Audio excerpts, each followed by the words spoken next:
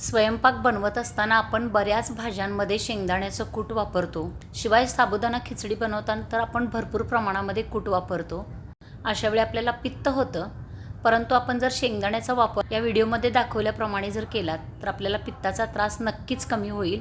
कमी म्हणण्यापेक्षा होणारच नाही. यासाठी आपण शेंगदाणे खरपूस असे भाजून घ्यायचे आहेत. कढईमध्येच पूर्ण थंड होतील इतका वेळ ते कढईमध्येच ठेवायचे आहेत, म्हणजे त्याची साल चांगली निघेल व दाणे कुरकुरीत होतील. आपल्याला शेंगदाण्यामध्ये हे जे बी दिसतंय ते बी काढून टाकायचं आहे.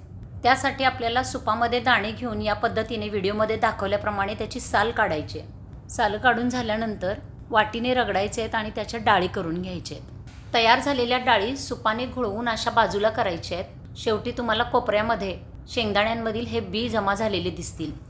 हे बीज खरे कडवट असतात आणि पित्तकारक असतात. हे काम तुम्ही फावल्या वेळेत करू शकता. ही ट्रिक आवडली असेल तर लाईक, शेअर आणि सबस्क्राईब करा. धन्यवाद.